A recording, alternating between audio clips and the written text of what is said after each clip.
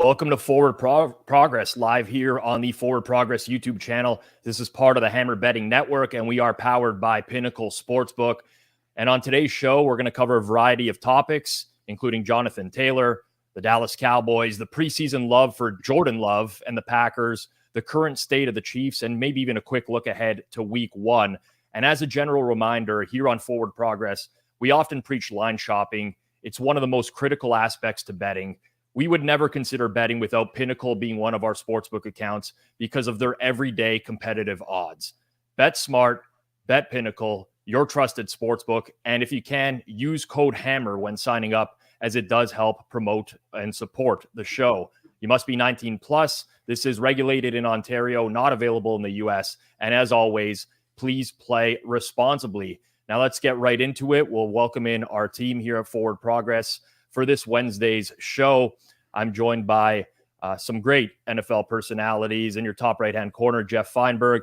Bottom right-hand corner, Eric Eager of Sumer Sports. You should also check out the stuff that they do at Sumer Sports throughout the NFL season. Very, very strong in terms of the analytical process over there. And Fabian Sommer, live from Dusseldorf, somewhere in Germany, as he typically is. Guys, the season is fast approaching. And I do want to get into a variety of topics here today. Let's start with something that is very top of mind right now, because I saw you tweet about it about half an hour ago, Eric, while you were recording a show. And the Green Bay Packers moved in the marketplace. Now, not a substantial move. Limits are still fairly small across the market. But every year, there seems to be some team getting the lion's share of hype in the preseason. In some cases, it ends up being warranted. In other cases, it's unwarranted. There's not a day that goes by right now where I don't see some sort of mass praise for Jordan Love on Twitter. I can't remember who tweeted it yesterday, but I saw a tweet yesterday from a Packers fan that said, we went from Brett Favre to Aaron Rodgers to Jordan Love. So this is the type of praise that he's getting right away. There's been all sorts of film study that's been done on his three-step drop, how it's been great, how he's picking the right receivers to target. It's a lot of praise, but they still have the longest odds in the NFC North. They're still 2.5-point underdogs at Chicago in Week 1.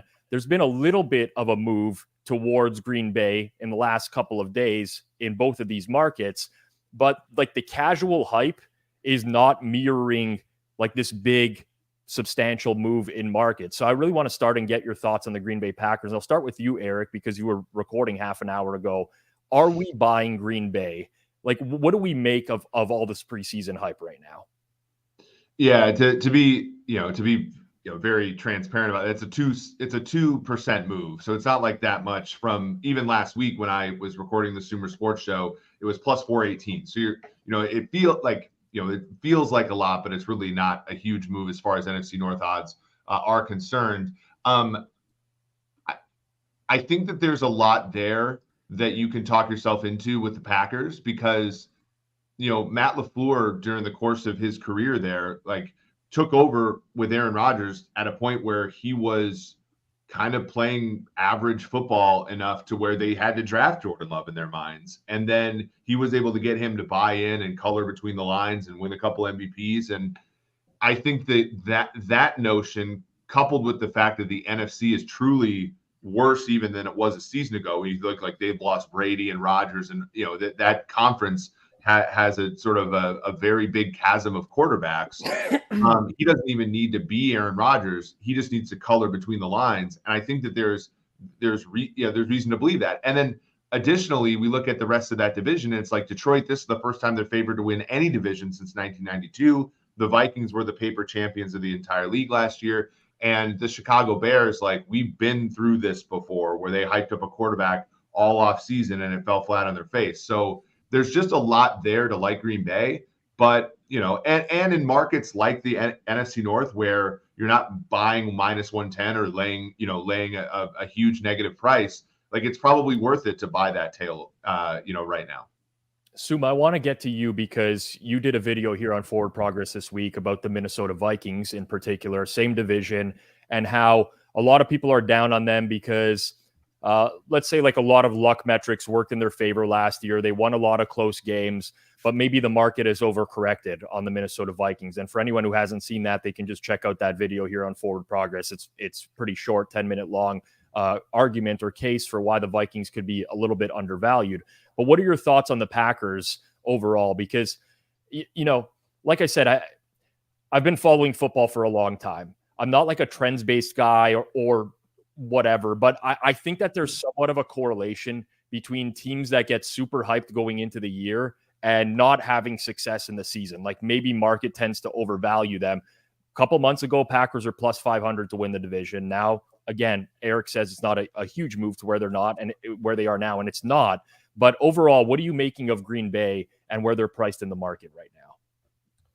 Yeah, I think when I look at the past couple of years for the Packers, it was always that balancing act between keeping Aaron Rodgers happy and trying to build that team long term. Sometimes they sacrifice like giving him an immediate weapon and they put their resources into the defense or something.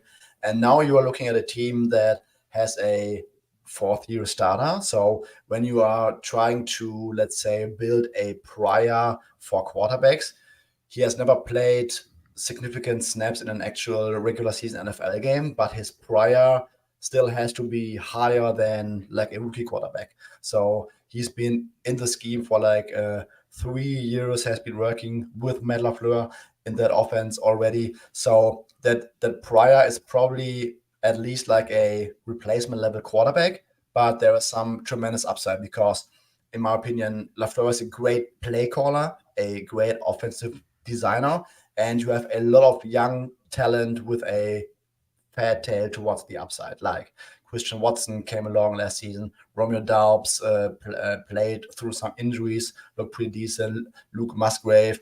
They have a very, very good offensive line. So I think that the framework on offense is there, that if you put a guy in there who can be at least somewhat decent in combination with a scheme, I think you can have a very, very functional offense.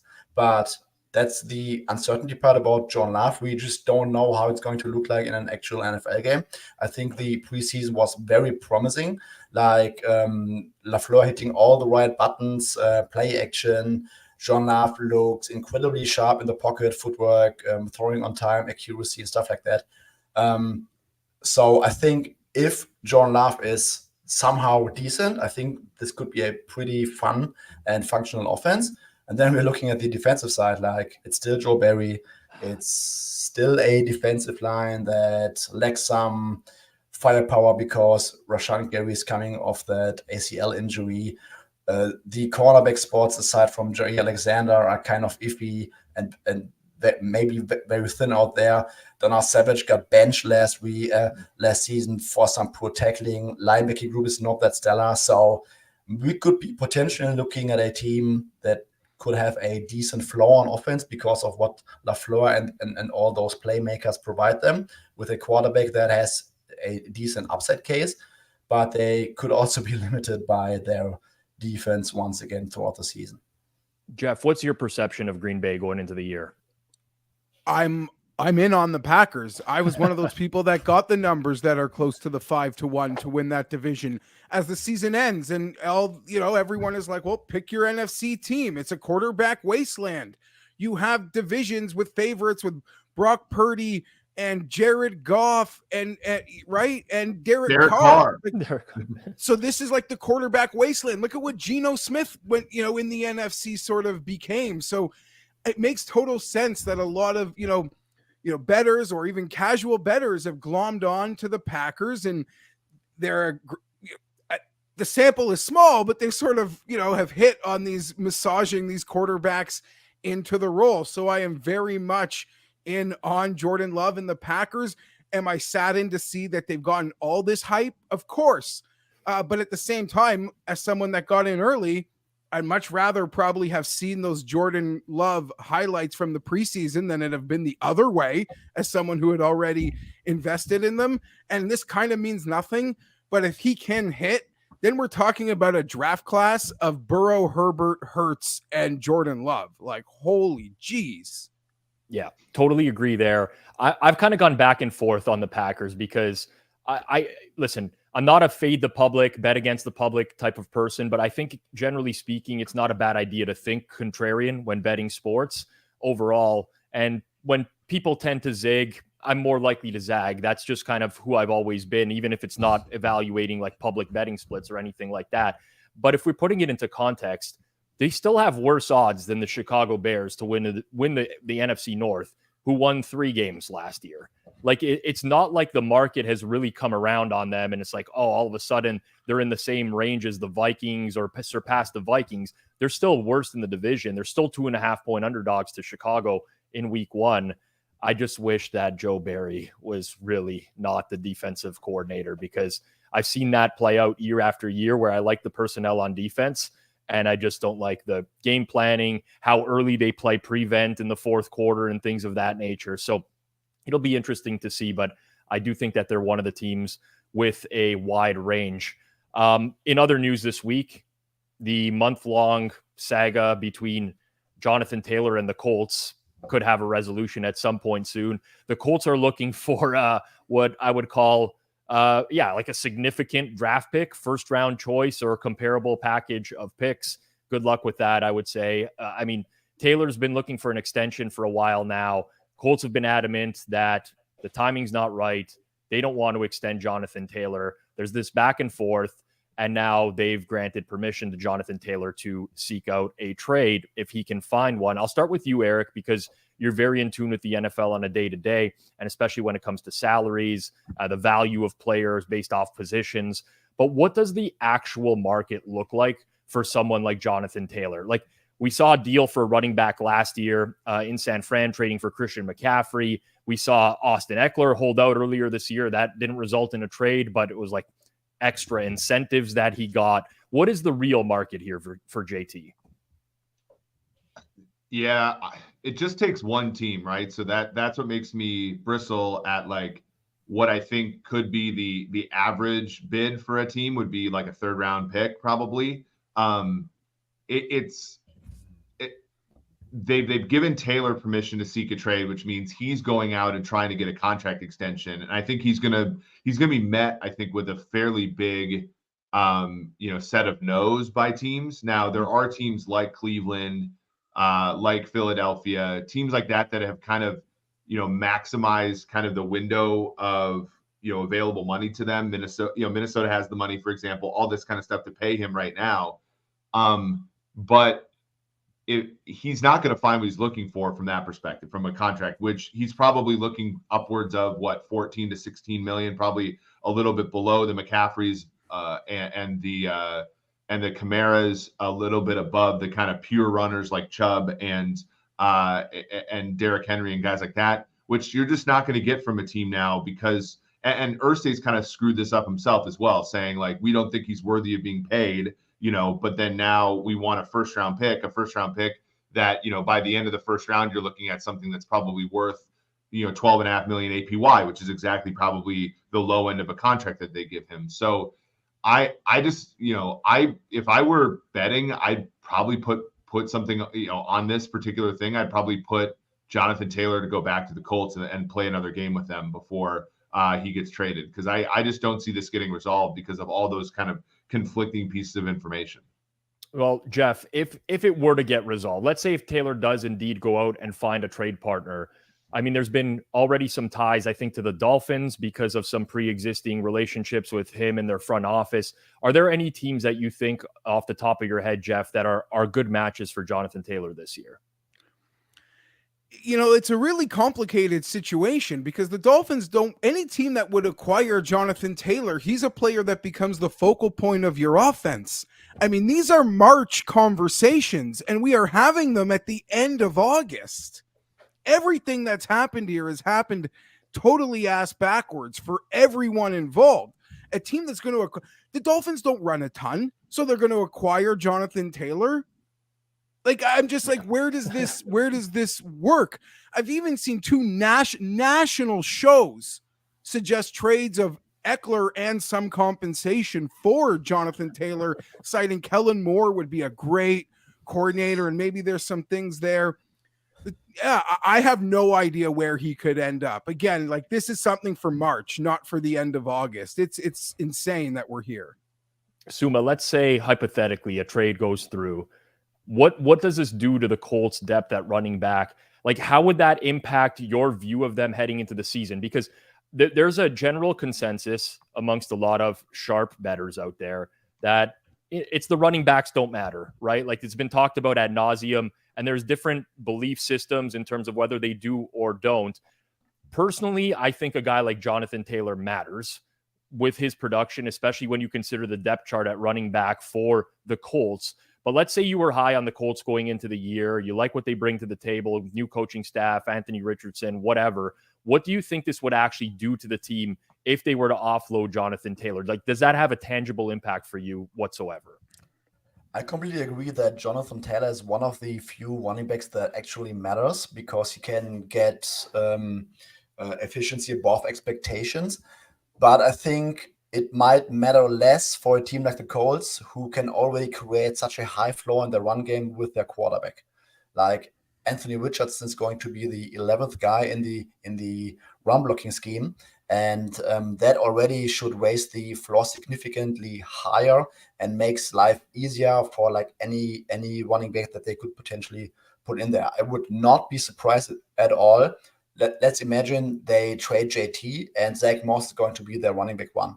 Like I could totally see if the Colts are somewhat decent and they really do like RG3 stuff in the running game with AR. I could see Zach Moss having easily like a 1.3K yard rushing season, 12 touchdowns or whatever. I just think that whatever running back you put in there this season will somewhat look good, not as good as a Jonathan Taylor would look. But I think in this specific offensive scheme, it might matter less if you take away their top running back. There's a few comments here. So seeing the Bears as one of the favorites to land Taylor, leave Khalil Herbert alone. I totally agree. I think Khalil Herbert's amazing. He's like one of the more underrated backs in the league. I think they have Deontay Foreman behind him there. And I'm pretty sure Travis Homer's with the Bears as well as like a depth running back. I don't know. It could happen. Rashawn Robinson, right? Too. Is that Bajan's brother or something? Like he's also a good back. Like they have depth. They are one of the teams that could afford him money wise, but like I think Ryan Poles is better than that, but maybe I could be wrong. We get another one. The perfect team for him is the Bengals.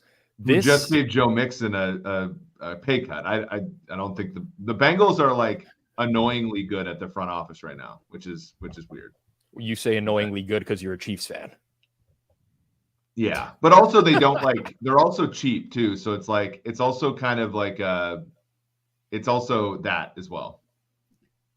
This is more of a joke, but more trade value. Jonathan Taylor to other NFL teams or Joey Knish to Ford Progress. Joey Knish to Ford Progress would be an unmitigated disaster. Especially in a 4-person panel, I just don't know how anyone else would ever be able to speak. I personally don't love that as an idea as much as I love Knish, even though he refuses to accept the microphones that we send him and use them on air, which we do, people, by the way. All right, let's talk Chiefs. This was inspired by more of your tweets today, Eric, or generally speaking over the last few weeks. But head coach Andy Reid on defensive tackle Chris Jones says this today: there's been no communication, so I don't know what's going on there. Whatever happens, happens. If he's not there, the game goes on, right? That's how it works. There's just been no communication. We have beat writers also reporting on L'Jarius Sneed. They've said he's been dealing with swelling in his knee this past few weeks. They haven't provided a timetable for his return. Expectation is we don't see him in the remainder of preseason, and we're 15 days out from the Lions right now. So I'll start with you, Eric, as the resident Chiefs fan. Walk us through the latest on the team. In particular, I think what you think is the most likely scenario for both of these players heading into the season as of now. Yeah, I think what Andy Reid said is something that I think the average fan has a hard time. Like, I think the average fan thinks that these two sides are back duking it out every single day over this contract. And from what I can tell and from what I've heard, they are so far apart on guaranteed money that they haven't talked for a long time. And that was the case, by the way, with Orlando Brown as well, where the Chiefs gave Orlando Brown a pretty big offer nominally. There were some issues on guarantees, and they did not talk for spring until he eventually showed up to training camp and played on the franchise tag. So I don't think Chris Jones and the Chiefs get a contract done. I think that Chris Jones probably was kidding when he said week 8 on Twitter to a fan the other day, because that is going to cost him $12.5 million. And there's a really good chance that that's bigger than the spread between the two teams in guaranteed money. So it might be worth it to him to do that. But I think he plays week 1. I think that the bigger risk, if you're a Chiefs fan or a Chiefs bettor, is what happens if Chris Jones plays like he did in 2021, and before then, because I think that player's a 20 to $25 million player, whereas last year, that's a $30 to $35 million player. And I think that if he regresses at all, which to me seems like a reasonable assumption given he's not going to practice and he was amazing last year, then it just puts both parties in a really tough spot. So I don't think that they come to an agreement on an extension. I do think Jones plays early in the season, and I don't think he's as effective as last year. Suma, what would be the tangible impact that these injuries could have on the Chiefs, especially early in the season? So Eric thinks it's likely that he will play early in the season, but we're approaching their week 1 matchup against the Lions, 15 days, Thursday Night Football to start the year. The market is pretty much painted 6.5 right now. If you do go to Pinnacle, you'll see the 7, +7 -123 on the game. But if you look at the alternate spreads and you see more, 6.5 is pretty much even money on both sides. What is the actual market impact if we get to week 1 and Chris Jones and L'Jarius Sneed are not playing for the Kansas City Chiefs?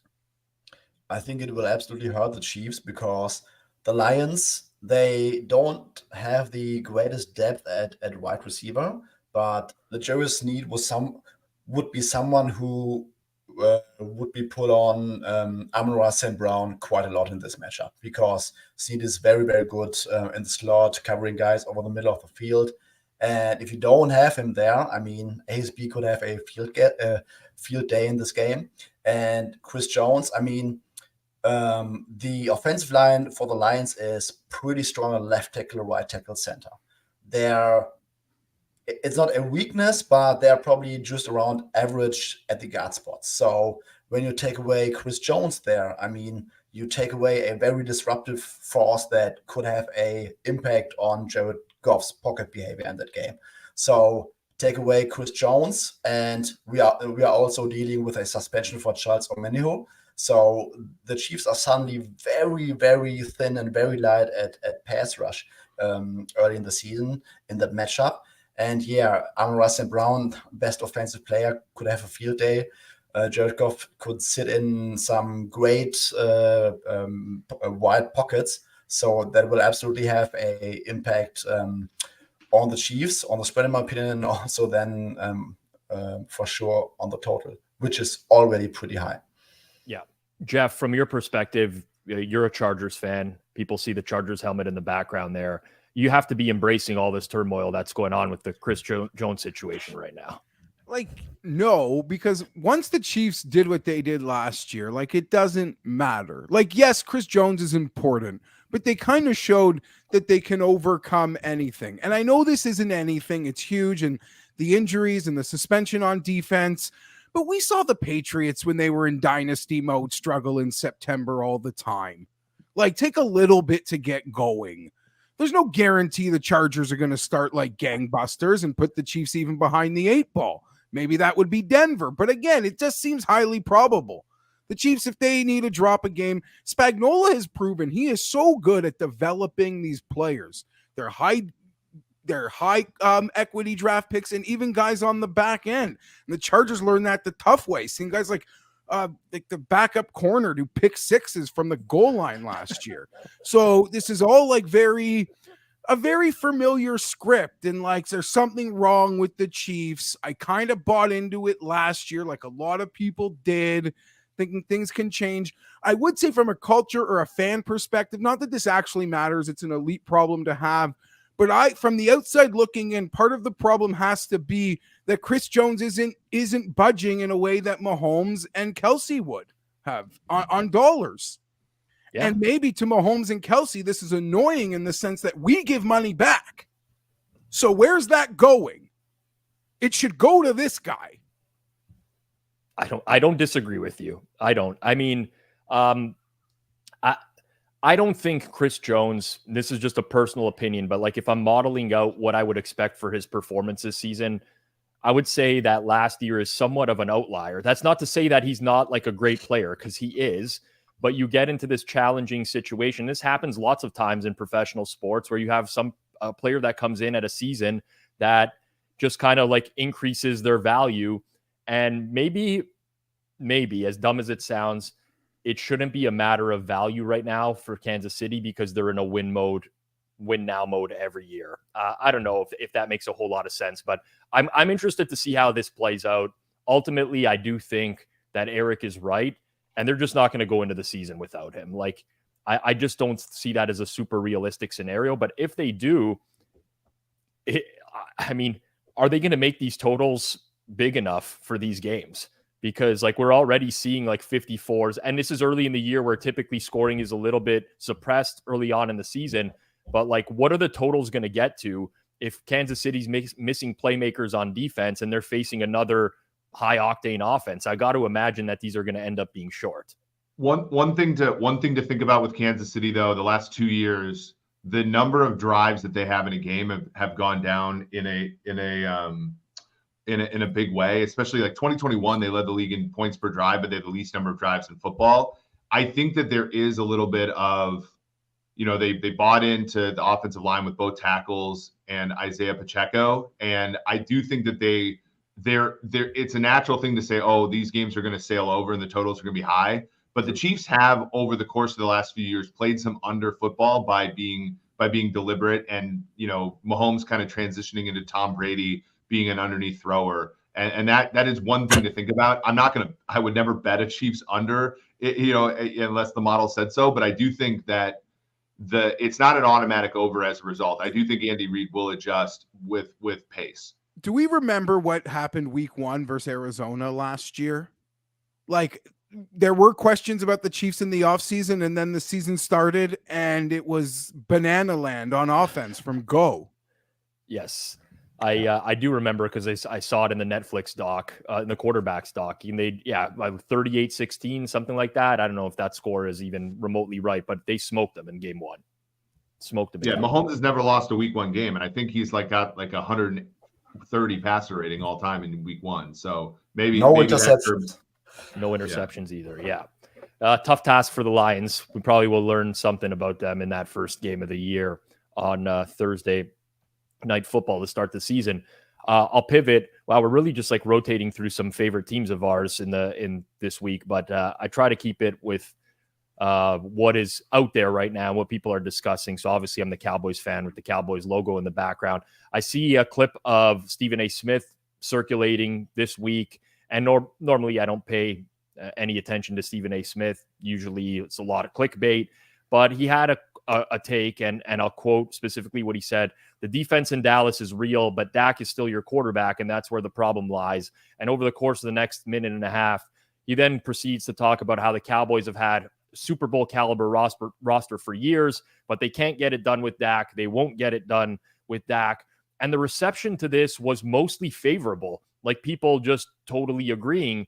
And I live in Cowboys land in my own world of maybe a little bit of homerism, but I don't often see what the perception of players is outside of that.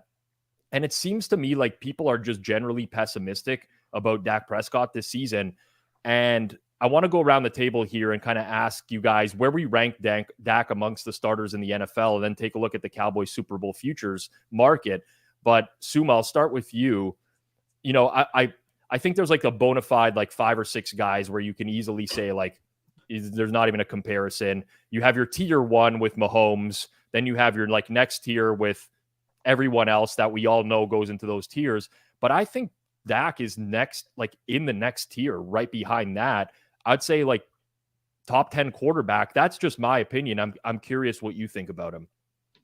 Yes, I have him in that 9-10 range. So I basically have like 3 tiers, and the third tier finishes with like Trevor Lawrence, Aaron Rodgers, 7-8ish around that. And then I would put Dak Prescott probably right behind there at 9 or 10. I think we absolutely know what we can get from Dak. He's a pretty good, pretty smart quarterback that is also pretty good at reading pre-snap, beating the blitz, stuff like that.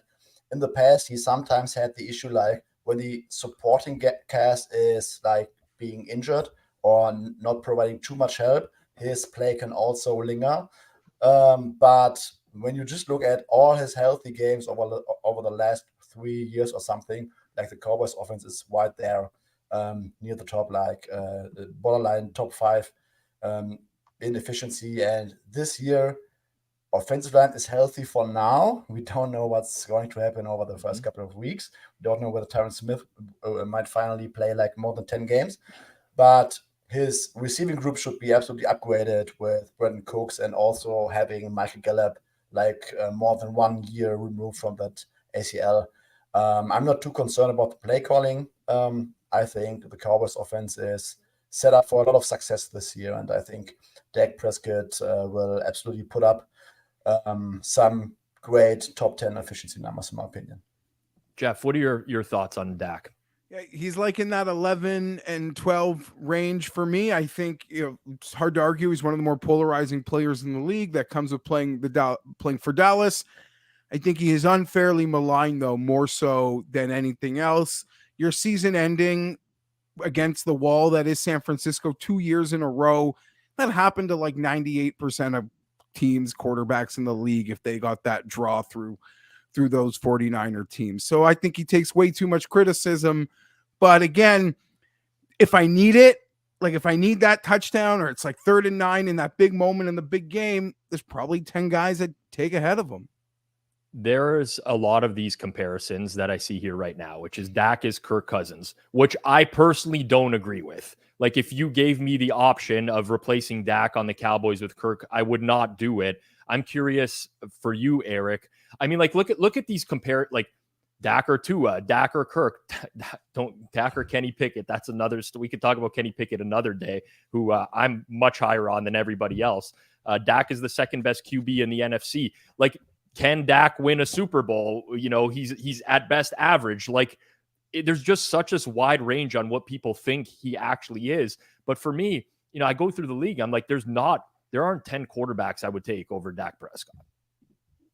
Yeah, he's not a great injured quarterback. I think that's where a lot of it falls apart for him. So it hurts his calf in 2021. Prior to the calf injury, that was like the most efficient offense in football by a decent amount. And he hurts his calf. He's not the same. Last year, he obviously hurts his hand. They had success without him, but he comes back and he's still pretty efficient, but he has the turnovers. I think when healthy, the guys I'd take ahead of him are Mahomes, Burrow, Allen, Jackson, Herbert, Lawrence, and then you're starting to hold on for father time for Rodgers and Stafford. So, wherever that puts him 8 or 9 or so, like that's kind of where I'm at. If I had to, I think he's about as good as Jalen Hurts, maybe. And I think if I had to bet on sort of which one's going to perform better this year, I'd take Dak over Hurts. Wow. And so he's the best quarterback in the AFC. He's the best quarterback in the NFC. That's damning with faint praise to an extent. But I think he's kind of I'm probably higher on him than everybody else here. I think 8 or 9 is probably the right number. So I interrupted you while you were listing off quarterbacks, and I said Hurts as well, who I thought you missed, but you didn't. And it's good. It's good in the content business when people have these hot takes, because this is going to get saved. And at the end of the year, you're going to look like a genius or you're going to look like an idiot, but we're going to have to replay it one way or another.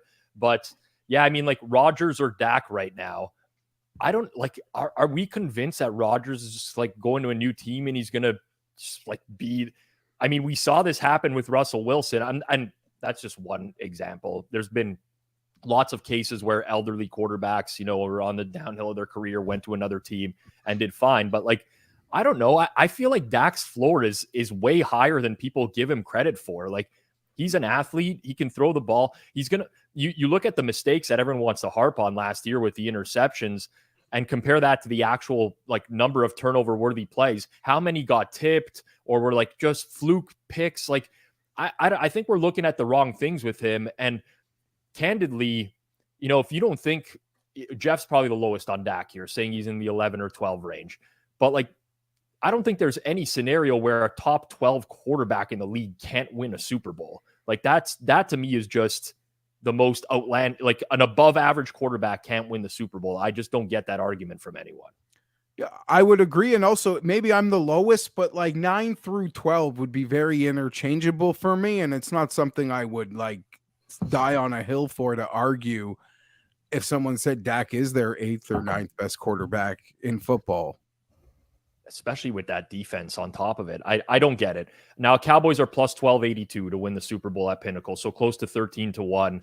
There's only 5 teams that are ahead of them. So maybe that's where a lot of people get their, you know, they'll look at the futures board and be like, oh, Dallas is really high. And they don't have a top 8 quarterback or whatever. And maybe that influences it a little bit. But I think you have to count the defense there as well. Guys, we'll close off the show today with some reaction. Eric, man, you're really driving the show today with your Twitter account. It's been off the hook during NFL season, but tell my boss that so that I can still tweet. Yeah, will do. I'll send them a personalized message. Your tweet from earlier today, I'm already pumped for Finn's Dolphins week 1.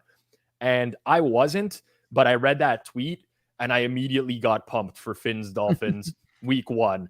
And we obviously have Finn's Bolts week 1.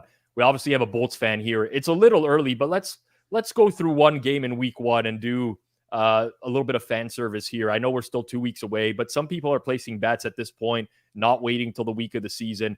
Chargers minus 2.5, minus 115 at Pinnacle. The total's 50.5 in the game as well. Jeff, I'll start with you as the resident Chargers fan. I know you're probably already nervous just thinking about this game, but week 1, you've had probably 3 months to process this one individual game right now. So what are the thoughts? Yeah, I mean, I can't even get on the golf course without this game coming up. I've got so many friends in my orbit who are Dolphin fans. So beyond the whole Tua Herbert thing, it's really annoying. I can say I'm nervous as hell. I'm excited for the Fangio, Kellen Moore like introductions, with their new teams. And the game feels like it's worth 1.5. If you got either the Chargers playing a division with the Chiefs, the Dolphins are in a division with the Bills and even the Jets, and both these teams, the wild card spots, it feels like it's a 1.5 out of the gate. So it feels huge. And I'll close by saying, in the 2 years of Brandon Staley, that game versus the Dolphins was his best performance. There has not been a better Brandon Staley night in totality than that night when they played the Dolphins last week, which was a back-to-back West Coast situation for Miami, who had a tough game with San Francisco the week before, but that was a relatively Tua-in healthy Dolphin team that Staley diced up, so fingers crossed. But I know McDaniel will have those secrets ready to go. And a new secret in Vic Fangio as well, which might shift things a little bit. Suma, I know that in the past you're a big Justin Herbert fan as well. We do some work together. I know we've personally bet the Chargers a lot. Week 1's a little bit more challenging. And honestly, these home spots for the Chargers, I still think that there's like a little bit of home field advantage baked into these numbers that I'm not really sure is there. Yeah, absolutely.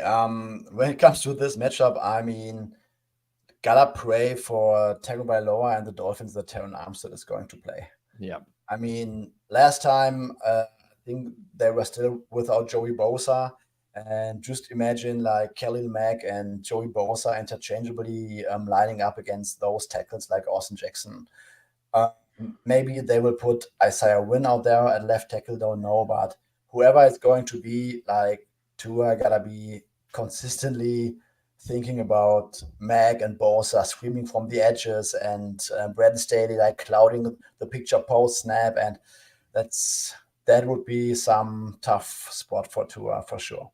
It's funny you mentioned that. I picture Jeff like sitting down with his family, putting the kids to bed at night and doing like a group prayer that Teron Armstead does not play week 1. It's like, everyone just please pray that he's okay, but he has to miss 1 week of action this year. That's what I picture. I hope he misses the game. I will say, for all the Charger detractors, I don't even want to say it out loud, but it's been a healthy camp. So they will get hurt along the way. It's over. It's done. Last year was a healthy camp too, and it didn't matter once the season started. So who knows? But for all the Chargers will get hurt, all this, maybe this could be the one game that they'll play at full go. I'm excited. As I said, it's worth a game and a half. The loser is already going to feel like they're up against it in the wild card race. I'm telling you, at least the fan bases. Eager, I have to put you on the spot now, since this stemmed from your original tweet. And if you had to bet anything in this game, all right, let's just even a lean. Chargers, Fins, over, under. You got to pick one thing to bet right now. What's the lean that you're going with? Yeah, because you've already seen -2.5 has moved out a little bit towards 3. I'd take over 50.5 at -109, because both offenses, I think, are going to be very, very good. No Jalen Ramsey for the Miami Dolphins. I mean, you guys said all the reasons why I'm excited for this game, right? Because you have the Chargers are healthy for probably the only time all year. The Dolphins are banged up, and they're banged up in important spots.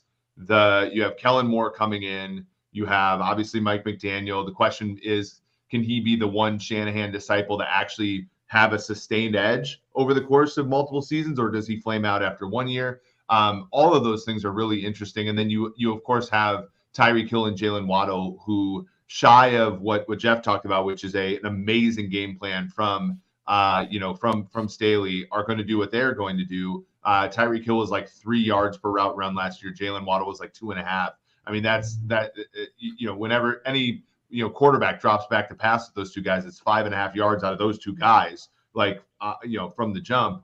To me, I think they're going to be fireworks. And the Jalen Ramsey injury, to me, curbed the one part of this whole, the Dolphins can be spunky defensively. I think it tears down that entire argument. Yep, I'm kind of with you on that one as well. And just for Jeff's a friend of mine, for his own personal sanity, I'm just hoping that the Chargers get off to a good start this year. We don't get any tweets of him or live videos of him drinking a bottle of Crown Royal on week 1. The expectations are simple. It's fun and sadness. Justin Herbert, Kellen Moore, guaranteed fun, but we're the Chargers. There's guaranteed sadness. Expectations are in check. Easy. They're easy to hit both of them. I'll be fine.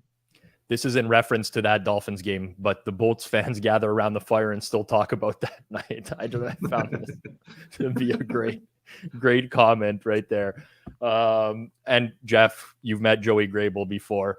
He puts in his support for with a go Chargers as well. This wasn't in the script, but I think it's a good question from Eric. It's specifically directed to me, but it's another one of the week 1 games. It's 49ers at Steelers. Steelers were 3-point underdogs, down to 2.5 right now. Rob, how upset are you that Steelers came off 3 already? I haven't made my preliminary numbers yet for week 1. I am higher than market on Steelers. Probably would be a bet for me at 3, but it's a pretty fluid market. And we do see a lot of times with these types of games that, you'll get a move off of 3, you'll get a move back to 3. It can go back and forth. And as much as the Steelers offense looked good, I think it was against the Bills where I watched the first couple drives there. The 49ers offense is looking better than expected as well. A lot of people were really questioning everything from them going into the year. So who knows? We may get a piece of feedback. But yeah, Pinnacle +3, -123. If you hit the see more button in there, you do see alternate spreads for the game as well, which would include a 2.5 +100 right now. So lots of options for people out there. That's going to be it for us on Forward Progress this week. If you enjoy the content we're putting out there, hit the like on the way out the door. That definitely allows people to find our content a lot easier. If you're just catching us the first time, you're not subscribed to the channel, please do consider subscribing. Again, it helps us grow the channel a little bit more. And if you are subscribed, make sure you hit the bell icon, set notifications going forwards. That way, every single time we go live over the course of the NFL season, you'll get notified when we do so. There will be an announcement coming in the next week or so about our schedule for the upcoming football season. Follow us on Twitter at Forward Progress HQ. You will get that announcement. We have a jam-packed schedule during NFL season, content every single day of the week, with the exception of Saturdays because everyone's watching college football. But aside from that, it is jam-packed. So stay tuned for the announcement as we look to bring you as much football content, quality football content as we can over the course of the season. For myself, Rob Pizzola, Jeff Feinberg, Eric Eager of Sumer Sports, Fabian Sommer, and our producer, Jason Cooper, who you don't see on screen. This has been Forward Progress. We'll catch everyone next time.